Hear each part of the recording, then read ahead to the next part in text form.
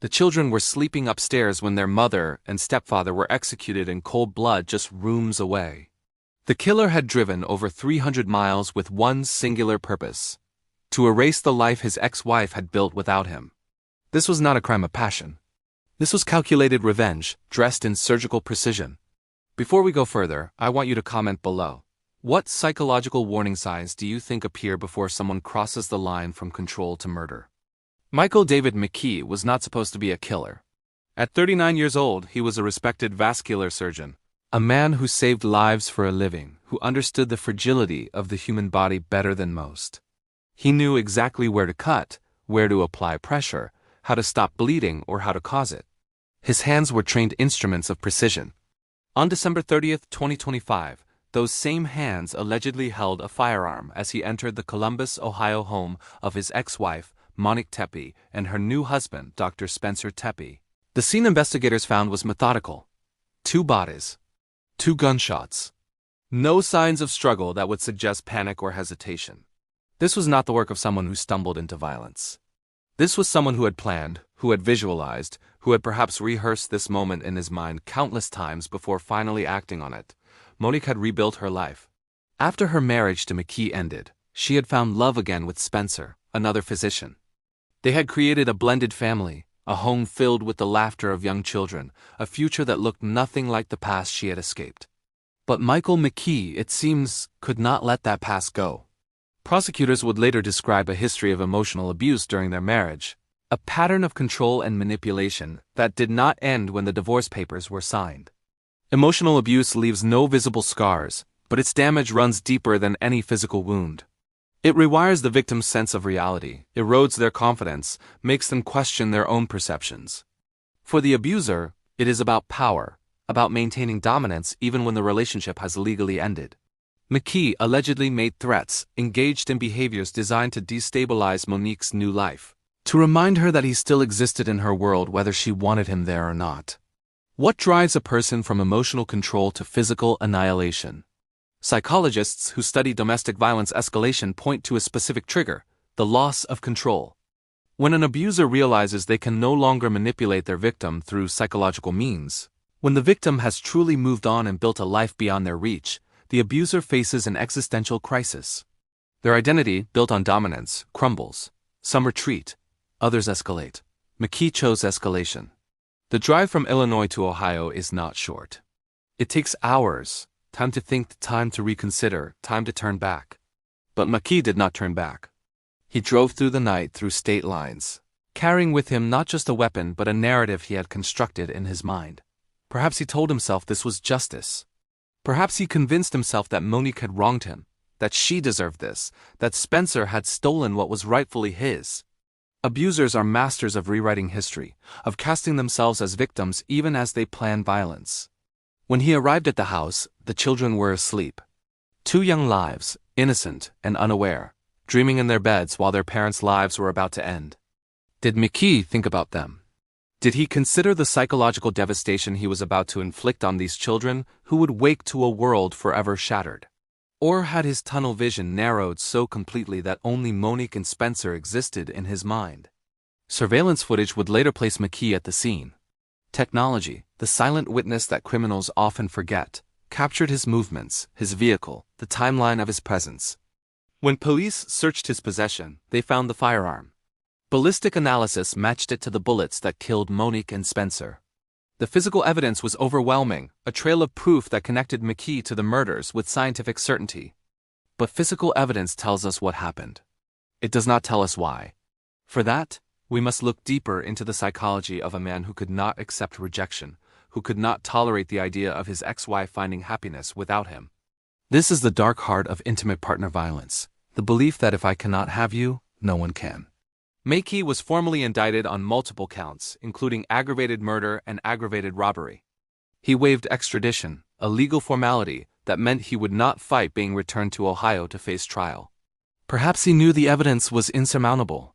Perhaps some part of him wanted to face what he had done. Or perhaps he simply no longer cared.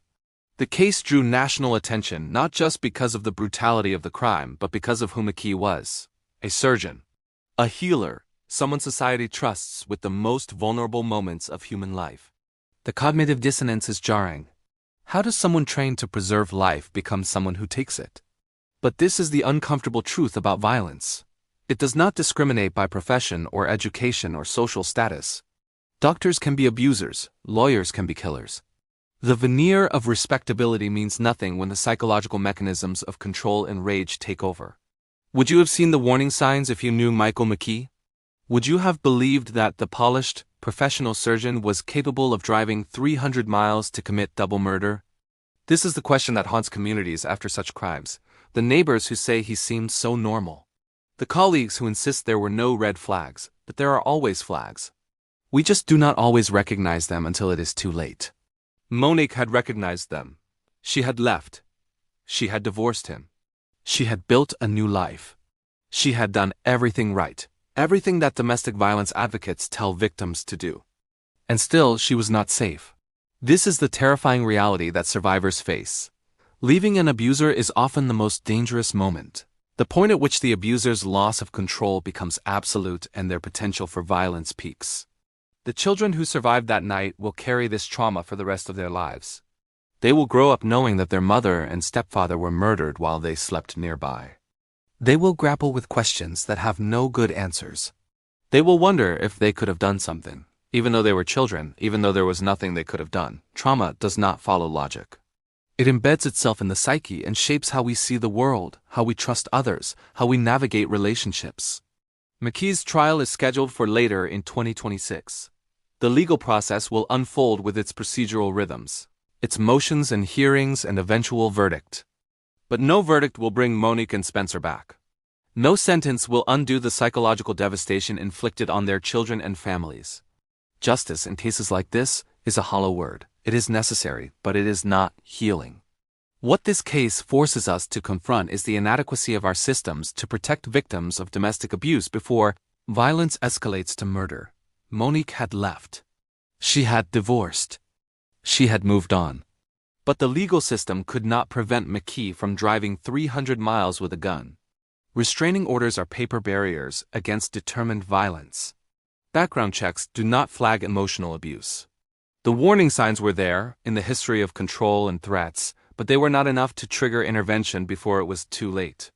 Experts in domestic violence prevention emphasize the importance of recognizing psychological abuse as a precursor to physical violence. Emotional control, isolation, threats, obsessive monitoring of an ex-partner's life. These are not minor issues. They are indicators of someone who has not accepted the end of the relationship, someone who may be building towards something worse. But recognizing these signs requires education, awareness, and a willingness to take emotional abuse as seriously as physical abuse. The broader discussion this case has sparked centers on how we, as a society, respond to domestic violence. Do we wait until someone is physically harmed before we act? Do we dismiss emotional abuse as a private matter, a relationship issue that does not warrant intervention? Or do we recognize that control and manipulation are forms of violence, that they cause real harm, and that they often precede lethal outcomes? Michael McKee's story is not unique. Every year, intimate partners kill their exes, driven by the same toxic mix of entitlement, rage, and inability to accept rejection. The details change, but the psychological pattern remains consistent. These are not crimes of passion. They are crimes of control, committed by individuals who would rather destroy what they cannot possess than allow it to exist without them. As McKee awaits trial, the question lingers. What was going through his mind during that long drive to Ohio? Was there a moment when he could have turned back, when some flicker of conscience or reason could have stopped him?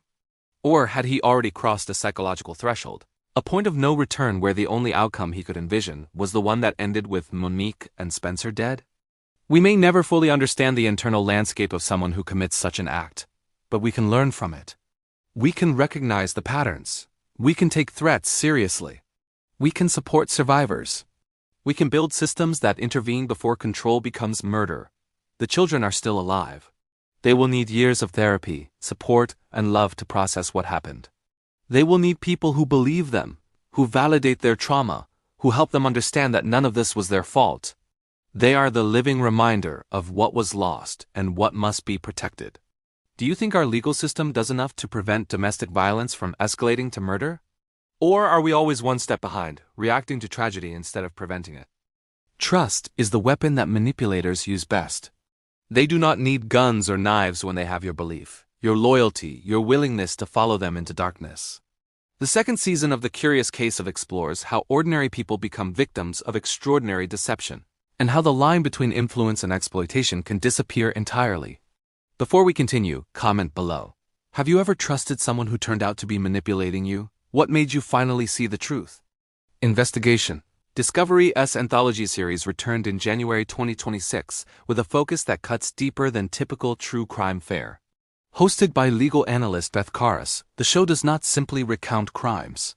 It dissects them, examining the psychological mechanisms that allow manipulation to flourish, the vulnerabilities that predators exploit, and the devastating consequences when trust is weaponized. The season's episodes delve into cases where public personas diverged sharply from private actions. A charismatic teacher who used hypnotic techniques to manipulate students. A health guru whose miraculous products led to fatal outcomes. A small town that rallied around a figure whose charm masked dangerous behaviors. These are not stories of obvious villains. They are stories of people who seemed trustworthy, even admirable, until the truth emerged. Psychological manipulation is insidious because it does not announce itself. Physical violence is visible. Theft leaves evidence. But manipulation works in the shadows, reshaping perceptions, rewriting narratives, convincing victims that what is happening to them is normal, even beneficial. By the time the victim realizes they have been exploited, the damage is often irreversible. The hypnotic manipulation case featured in the series centers on a teacher who gained the trust of students and parents through years of dedicated service. He was beloved in his community, known for going above and beyond, for connecting with troubled students, for being the adult that young people could turn to when they needed help. But behind this facade, he was using psychological techniques to gain control over vulnerable teenagers, exploiting their trust for his own gratification. Hypnosis, when used ethically, is a therapeutic tool. It can help with anxiety, pain management, behavioral change. But in the wrong hands, it becomes a method of control. The teacher in this case allegedly used hypnotic induction techniques to create states of heightened suggestibility in his victims, then implanted suggestions that served his purposes. The students, many of whom were already struggling with emotional or psychological issues, were particularly vulnerable to this form of manipulation. What makes this case psychologically complex is that the victims often did not realize they were being manipulated. They trusted their teacher. They believed he was helping them. The hypnotic suggestions were framed as therapeutic interventions, as ways to manage stress or improve confidence. Only later, sometimes years later, did the victims begin to understand that what had happened to them was abuse, not help. This is the insidious nature of psychological manipulation. It can make victims complicit in their own exploitation. They participate willingly because they do not understand what is really happening. They defend their abuser because they have been conditioned to see him as their protector. Breaking free from this psychological control requires not just physical distance, but a complete reframing of the relationship. A painful process of recognizing that someone you trusted betrayed you in the most fundamental way. Would you recognize if someone was using psychological manipulation techniques on you? Or would you, like these students, believe that the person had your best interests at heart? Another episode examines a case involving fabricated health products that promised miraculous results. The perpetrator was a charismatic figure who built a following through social media, testimonials, and carefully crafted marketing that exploited people's desperation for solutions to chronic health problems. The products were presented as natural, safe alternatives to conventional medicine, backed by pseudoscientific claims and emotional appeals. The victims were people suffering from serious illnesses, people who had exhausted traditional treatment options, people who were willing to try anything that offered hope. The perpetrator understood this desperation and weaponized it, creating a narrative where his products were the answer that the medical establishment did not want people to know about. This conspiracy framing is a common tactic among health fraudsters. Position yourself as the truth teller fighting against a corrupt system, and your followers will defend you even when evidence of harm emerges. The fatal outcomes in this case were not immediate. The products did not kill people overnight. Instead, they failed to treat serious conditions that required real medical intervention. Cancer patients who stopped chemotherapy to use the fraudulent products. Diabetics who abandoned insulin. People with heart conditions who trusted natural remedies over proven medications. By the time they realized the products were not working, Their conditions had progressed beyond the point where treatment could save them. The psychological manipulation here operated on multiple levels. First, the creation of false hope. Second, the exploitation of distrust in conventional medicine. Third, the building of a community where believers reinforced each other's faith in the products, creating social pressure to continue using them even when results did not materialize. Fourth, the framing of any criticism or skepticism as attacks from people who did not understand or who were part of the corrupt system.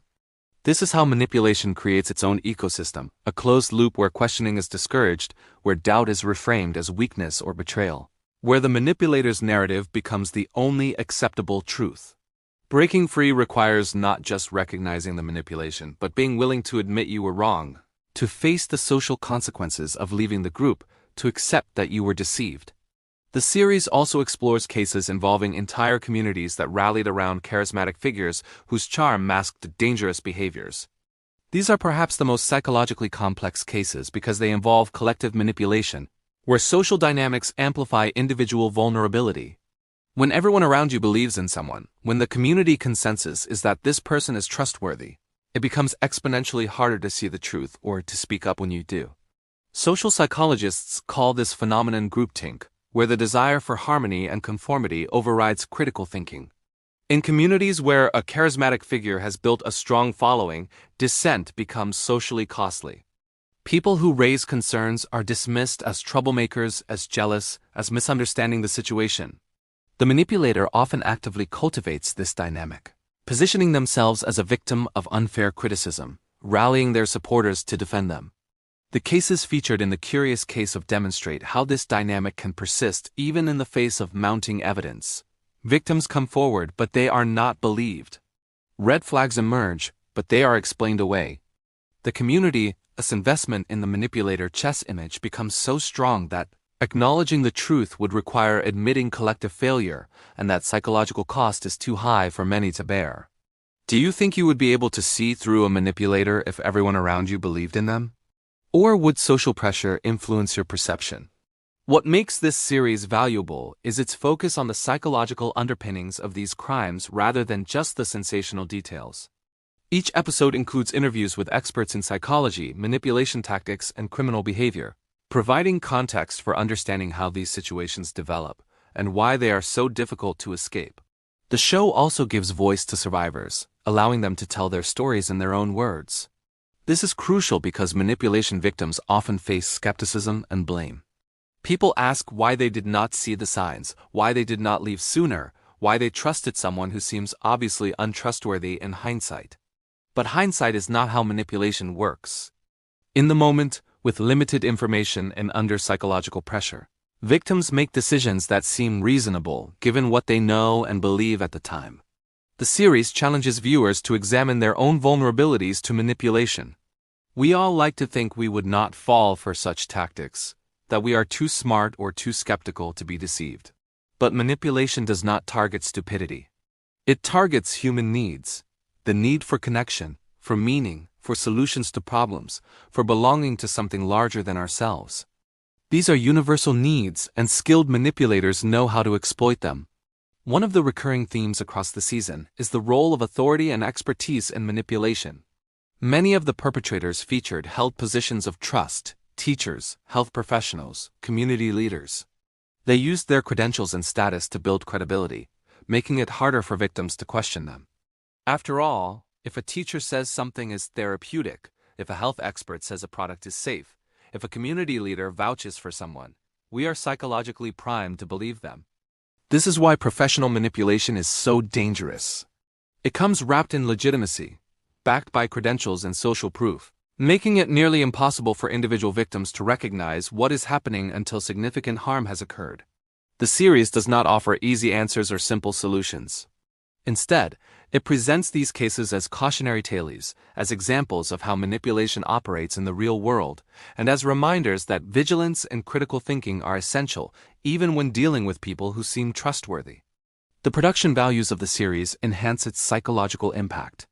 Rather than relying on dramatic reenactments or sensationalized narration, the show uses archival footage, recorded interviews, and careful reconstruction of events to create a sense of authenticity. Beth Karz's hosting style is measured and analytical, guiding viewers through the psychological complexities without oversimplifying or moralizing. Each episode ends not with neat resolution but with lingering questions. What could have been done differently? What warning signs were missed? How can we, as individuals and as a society, better protect vulnerable people from manipulation?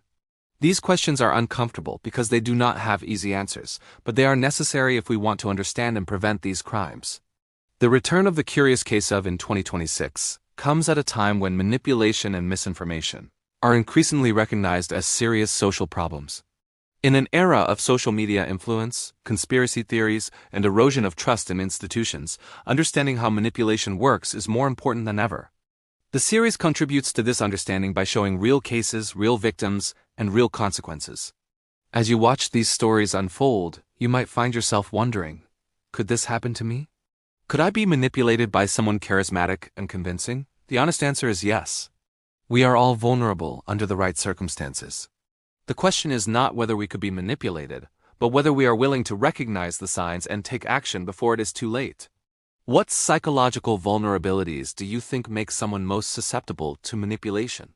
And how can we protect ourselves without becoming so cynical that we trust no one? For more than a month, Sam Nordquist endured torture that most people cannot imagine surviving even for a day. He was starved. He was poisoned. He was subjected to repeated, deliberate acts of cruelty by multiple people who watched him deteriorate and did nothing to stop it. When he finally died, his body told a story of prolonged suffering that shocked even experienced investigators. Comment below. How does a group of people collectively decide that torturing someone to death is acceptable? What psychological process allows that to happen? Sam Nordquist was 24 years old, a transgender man from Minnesota who found himself in Hopewell, New York, in circumstances that remain partially unclear.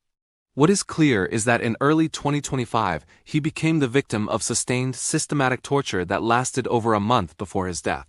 Multiple suspects have been charged with second-degree murder with depraved indifference, a legal term that captures the callousness of their actions. They did not necessarily intend to kill Sam, but they showed such reckless disregard for his life that death was a foreseeable outcome. The court filings describe abuse that is difficult to read without feeling physically ill.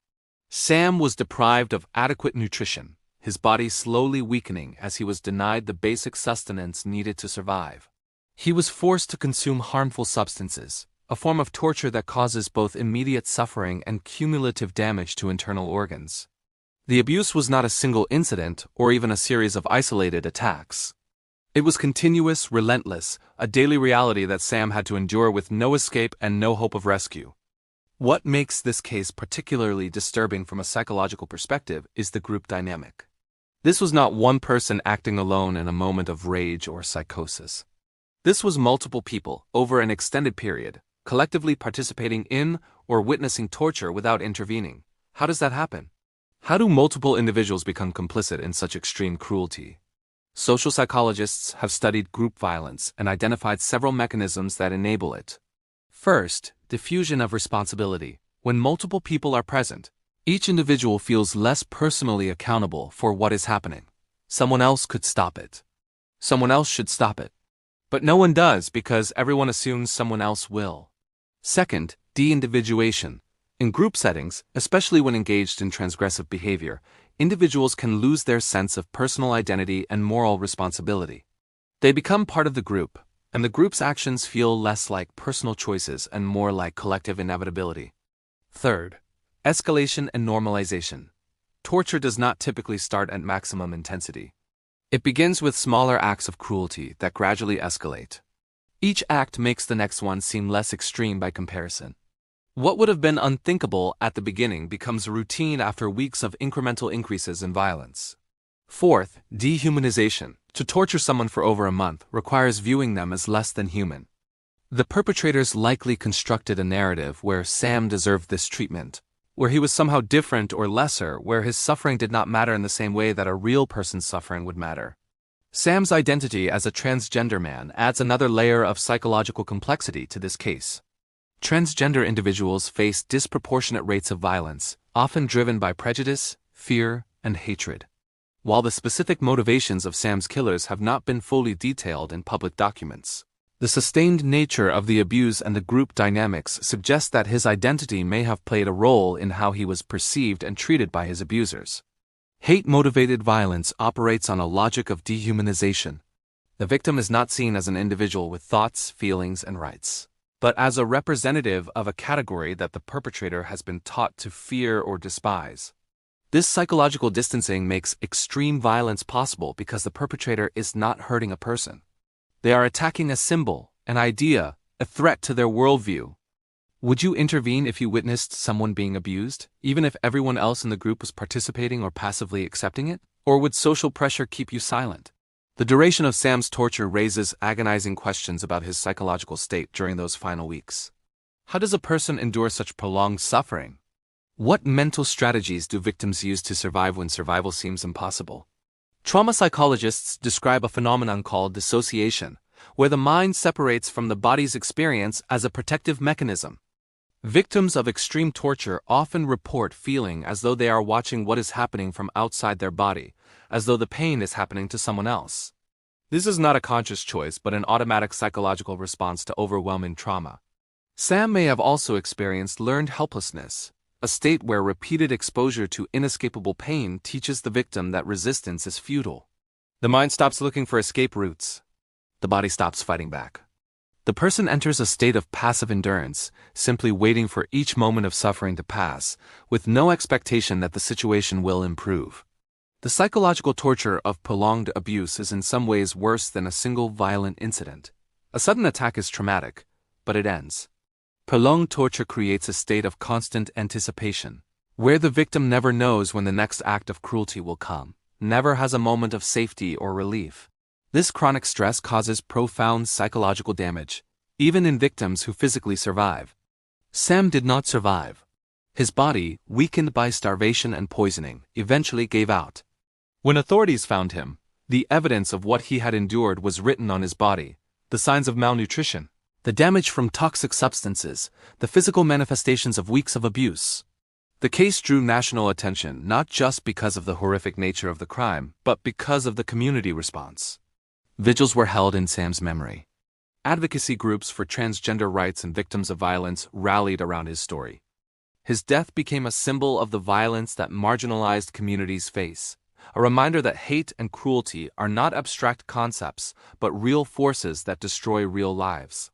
Prosecutors and advocates have highlighted how the sustained nature of the abuse illustrates the intersection of psychological and physical violence. The torture was not just about causing pain. It was about domination, about asserting power over someone who had been rendered completely helpless. This is the psychology of extreme abuse. It is not enough to hurt the victim. The abuser needs to break them, to reduce them to a state of total submission. The complicity or indifference of the social circle surrounding Sam's abuse is another disturbing element. Did others know what was happening? Did neighbors hear anything? Did anyone outside the immediate group of perpetrators have any awareness that Sam was being tortured? Or was his isolation so complete that no one outside the house had any idea? Torture thrives in isolation. Abusers cut their victims off from potential sources of help, ensuring that no one can intervene. They create an environment where the victim's reality is entirely controlled by the abuser, where there is no outside perspective, no one to validate that what is happening is wrong. The legal proceedings against Sam's killers continue into 2026. The charges of second-degree murder with depraved indifference reflect the prosecution EO theory that while the defendants may not have specifically intended to kill Sam, their actions showed such extreme disregard for his life that they are criminally responsible for his death. This legal framework acknowledges that torture, even without explicit intent to kill, is a form of murder when it results in death. The public dialogue around Sam's case has raised broader questions about group dynamics, bias, vulnerability, and societal responsibility. How do we create communities where such prolonged abuse cannot happen unnoticed? How do we intervene when we suspect someone is being harmed? How do we protect vulnerable individuals from becoming targets of group violence? These questions do not have simple answers, but they are essential to ask. Sam Nordquist's death was not inevitable. At multiple points during that month of torture, someone could have intervened. Someone could have called the police. Someone could have helped him escape. But no one did, and Sam died alone, in pain, surrounded by people who had decided his suffering did not matter. The psychological impact of this case extends beyond Sam's immediate family and friends. The transgender community, already facing elevated rates of violence and discrimination, sees in Sam's death a confirmation of their worst fears, that their lives are not valued, that they can be targeted with impunity, that society will not protect them. Advocacy groups have used Sam's case to call for better protections, for hate crime legislation, for education about transgender issues, for cultural change that recognizes the humanity and dignity of all people regardless of gender identity. But legislation and education cannot bring Sam back. They cannot undo the month of torture he endured. They can only perhaps prevent the next Sam Nordquist from suffering the same fate. As the legal process continues, as the defendants face trial and potential conviction, the question that haunts this case remains: how did multiple people collectively decide that torturing Sam Nordquist was acceptable? What psychological mechanisms allowed them to participate in or witness such extreme cruelty without stopping it? The answer is uncomfortable because it implicates all of us. The capacity for cruelty is not limited to a few monstrous individuals. It exists in ordinary people under certain conditions, when group dynamics override individual conscience, when dehumanization makes violence seem justified, when social pressure silences dissent, when isolation prevents intervention. Sam Nordquist deserved better. He deserved to be safe. He deserved to be treated with basic human dignity. He deserved to live. Instead, he died in agony, a victim of sustained torture that multiple people enabled through action or inaction. Do you think the people who witnessed Sam's abuse but did not participate directly are as guilty as those who actively tortured him? Where is the line between complicity and culpability? Decades can pass, but the truth does not decay. It waits, preserved in evidence that no one thought to test, in fingerprints that no one thought to analyze, in DNA that technology was not yet advanced enough to read. In 2026, cold cases are being reopened with tools that did not exist when the crimes were committed, and the results are shattering convictions that once seemed certain. Before we go further, comment: if you were wrongly convicted of a crime, how long would you be willing to wait for technology to prove your innocence? The intersection of psychological profiling and forensic innovation is reshaping how we understand historical crimes. Cases that were closed decades ago, with convictions secured and sentences served, are being re-examined through the lens of modern science and updated psychological frameworks. What emerges is often a very different picture than the one presented at trial, raising profound questions about the reliability of past investigations and the potential for wrongful convictions. One notable example gaining attention in early 2026 is the renewed examination of a decades-old double homicide in New York, where a mother and child were killed, and a conviction was secured based on evidence and investigative techniques that were state-of-the-art at the time but are now recognized as flawed or incomplete. Advanced DNA testing technologies are being applied to materials that were either overlooked or contaminated in the original investigation, including fingernail scrapings and latent fingerprints that were never properly analyzed. The psychological dimension of this case centers on how cognitive biases and investigative assumptions shape the original investigation. When a crime occurs, investigators develop theories about what happened and who is responsible. These theories guide where they look for evidence, which leads they pursue, and how they interpret ambiguous information. But theories can be wrong, and when they are, confirmation bias kicks in. Investigators unconsciously seek evidence that supports their theory while dismissing or overlooking evidence that contradicts it. In the New York case, the original investigation focused quickly on a suspect who fit a certain profile. Once that focus was established, evidence was interpreted through that lens. Ambiguous forensic findings were presented as definitive. Witness statements were shaped by leading questions. Alternative suspects were not thoroughly investigated because the theory of the case had already been established. This is not necessarily malicious. Investigators are human, subject to the same cognitive biases as everyone else. They want to solve cases, to bring justice to victims, to close investigations. The psychological pressure to secure a conviction can lead to tunnel vision, where the desire for resolution overrides the careful, objective analysis that justice requires. Modern psychological profiling takes these biases into account.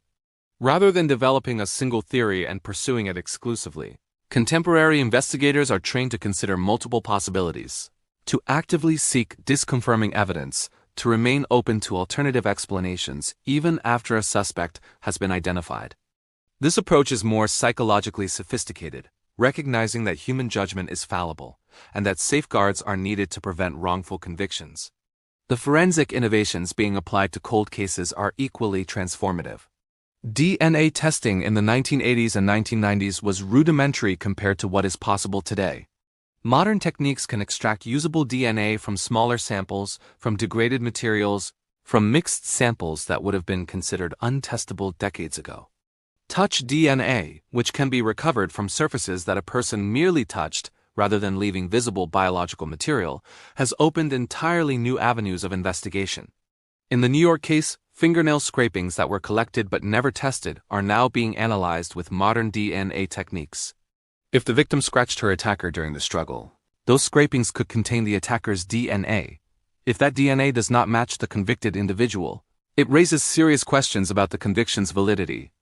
Similarly, latent fingerprints that were lifted from the crime scene but never properly analyzed are being re-examined with modern fingerprint databases and comparison techniques. Fingerprint analysis has evolved significantly, with better understanding of how to handle partial prints, how to avoid false matches, and how to use computerized databases to search for matches across millions of records. Would you trust a conviction based on 1980s forensic science, or would you want it re-examined with modern techniques before accepting it as reliable? The psychological impact of wrongful convictions is profound and multifaceted. For the wrongly convicted individual, years or decades of life are stolen. They lose their freedom, their relationships, their opportunities. They live with the knowledge that they are innocent, but powerless to prove it, that the system designed to deliver justice has instead delivered injustice. The psychological toll of this experience is immense. Depression, anxiety, post-traumatic stress, and a fundamental loss of faith in institutions and authority. For the victim's family, a wrongful conviction means that the real perpetrator was never caught, that justice was never truly served. They may have spent years believing that the person responsible was punished, only to discover that the wrong person was convicted and the actual killer remains free or has never been identified. This revelation reopens old wounds and forces them to confront the possibility that they will never know the truth about what happened to their loved one. For the community, wrongful convictions erode trust in the criminal justice system. If innocent people can be convicted and imprisoned for decades, how can anyone have confidence that the system works? This loss of trust has broader social consequences, affecting everything from jury willingness to convict to public support for law enforcement. The psychological profiling advances being applied to cold cases go beyond just forensic testing. Modern behavioral analysts are re-examining the psychological evidence presented at trial. Witness testimony, confessions, expert opinions about the defendant's mental state or likelihood of guilt. Many of these psychological assessments were based on theories and techniques that have since been discredited or significantly revised. For example, older cases often relied heavily on confession evidence, even when those confessions were obtained through psychologically coercive interrogation techniques. We now understand that false confessions are far more common than previously believed, particularly when suspects are young, mentally impaired, or subjected to prolonged high-pressure questioning. Modern psychological research has identified specific interrogation tactics that increase the risk of false confessions, and many jurisdictions have reformed their practices accordingly. But those reforms do not help people who are convicted based on confessions obtained through problematic techniques decades ago. Reopening these cases requires not just forensic retesting, but psychological reanalysis. Was the confession reliable? Were the interrogation techniques coercive?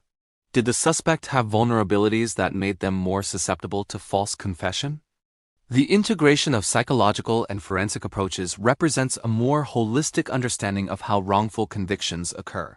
It is rarely a single factor. Instead, it is a combination of flawed forensic evidence, cognitive biases, coercive interrogation, inadequate defense, and systemic pressures that together produce a miscarriage of justice. Experts emphasize that revisiting cold cases with new psychological and evidentiary frameworks serves multiple purposes. Most obviously, it seeks justice for individuals who may have been wrongly convicted. But it also advances our understanding of how investigations can go wrong, providing lessons that can improve current practices and prevent future wrongful convictions. The process of reopening cold cases is not simple or quick. It requires significant resources, cooperation between multiple agencies, and often legal battles to gain access to evidence or secure new testing. Prosecutors may resist reopening cases they believe were correctly decided. Defense attorneys must navigate complex legal procedures to get courts to consider new evidence. Victims' families may have mixed feelings about revisiting painful events from decades past.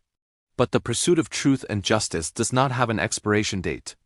If someone was wrongly convicted, they deserve exoneration regardless of how much time has passed.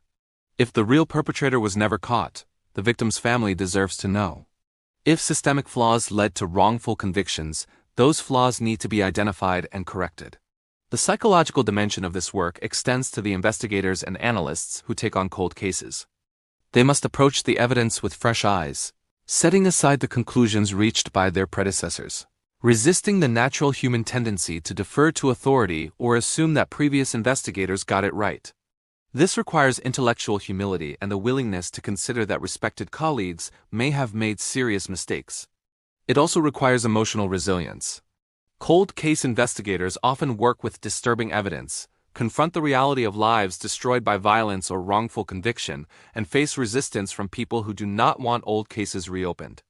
The psychological toll of this work is significant, yet it is essential if we are to correct past injustices and prevent future ones. Do you think the criminal justice system does enough to correct its mistakes? Or are wrongful convictions treated as acceptable collateral damage in the pursuit of public safety?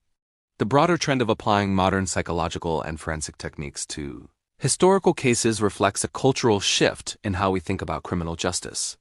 There is growing recognition that the system is fallible, that wrongful convictions happen, and that we have a moral obligation to correct them when they are discovered.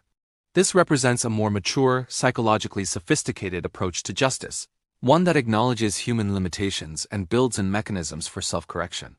As 2026 progresses, more cold cases will be reopened, more evidence will be retested, and more convictions will be re-examined. Some will be upheld, confirming that the original investigation reached the correct conclusion.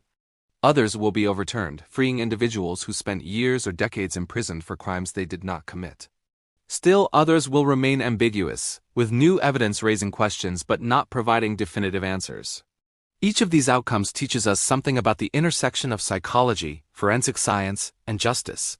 They remind us that truth is not always immediately apparent, that our understanding evolves as our tools and knowledge improve, and that the pursuit of justice is an ongoing process rather than a destination we reach and then abandon. The psychological profiling and forensic advances being applied to cold cases represent hope. Hope for the wrongly convicted, hope for victims' families seeking truth, hope for a criminal justice system that can learn from its mistakes and become more reliable and just. But they also represent a sobering acknowledgement of how many mistakes may have been made, how many lives may have been destroyed by flawed investigations and wrongful convictions. As you consider these cases, ask yourself, how much confidence do you have in the criminal justice system's ability to determine guilt or innocence? And what would it take for you to believe that someone convicted decades ago might actually be innocent? A 10-year-old boy died in cardiac arrest, his small body covered in bruises and burn marks, the evidence of months of torture inflicted by the two people who were supposed to protect him. His mother watched. His mother participated. His mother chose her boyfriend over her son's life. Comment below. At what point does a parent's failure to protect become active participation in murder? Xavier Williams was 10 years old when he died. 10 years of life, cut short not by accident or illness, but by systematic, prolonged torture at the hands of his mother, Kimberly Leonie Mills, and her boyfriend Andre Dwayne Walker. The details of his final hospitalization paint a picture so disturbing that even seasoned prosecutors struggled to present the evidence without visible emotion. Extensive bruising, burn marks, internal injuries consistent with blunt force trauma, a child's body that had been used as a target for cruelty over and over again until it finally gave out. In January 2026, Mills was sentenced to life in prison. She had accepted a plea deal, agreeing to testify against Walker in exchange for avoiding the death penalty. The courtroom was silent as the judge delivered the sentence, noting the severe betrayal of parental responsibility. The psychological trauma inflicted not just on Xavier but on surviving family members who would have to live with the knowledge of what had been done to him. But a life sentence does not answer the questions that haunt this case. How does a mother torture her own child? What psychological mechanisms allow someone to inflict pain on a helpless, dependent human being they are biologically programmed to protect? The answers are as disturbing as the crime itself. Child abuse that escalates to murder is rarely sudden. It is a process, a gradual erosion of boundaries and empathy, a series of choices that build on each other until the unthinkable becomes routine. Mills and Walker did not wake up one day and decide to kill Xavier. They built toward it, day by day, act by act, each instance of violence normalizing the next, until torture became their daily reality. Prosecutors described the abuse as both physically torturous and psychologically coercive. Xavier was beaten. He was burned. In one particularly horrifying detail, Walker allegedly dropped weights on the child's exposed abdomen, a deliberate act of inflicting maximum pain. These were not punishments that got out of hand. These were calculated acts of cruelty, designed to hurt, to dominate, to break a child's spirit. What was Xavier thinking during those final months? Did he understand why this was happening to him? Did he blame himself, as abused children often do, believing that if he could just be better, quieter, more obedient, the pain would stop? Or did he reach a point where he simply endured, his mind retreating to some internal space where the physical reality could not fully reach him? Child psychologists who study severe abuse describe a phenomenon called learned helplessness, where victims stop trying to escape or resist because they have learned that nothing they do makes a difference. Xavier likely reached this state. He stopped fighting back. He stopped asking for help. He simply existed in a state of constant terror and pain, waiting for the next blow, the next burn, the next act of violence that his small body would have to absorb. Mills was his mother. She carried him for 9 months. She gave birth to him. She was supposed to be his protector, his safe harbor in a dangerous world. Instead, she became his tormentor. The psychological betrayal of a parent who abuses their child is profound. It shatters the fundamental trust that allows children to develop healthy attachments, to feel safe, to believe the world is a place where they matter. But Mills did not act alone. Walker was her boyfriend, a man she chose to bring into her home, into her son's life. When Walker began abusing Xavier, Mills had a choice. She could have protected her son. She could have left. She could have called the police. Instead, she participated. She watched. She allowed the abuse to continue and escalate until Xavier's body could take no more. This is the question that society struggles with in cases like this. How do we understand a mother who chooses a romantic partner over her child's safety? Psychologists point to several factors. Some women in abusive relationships become so psychologically controlled by their partners that they lose the ability to act independently. They fear for their own safety. They have been manipulated into believing that compliance is survival.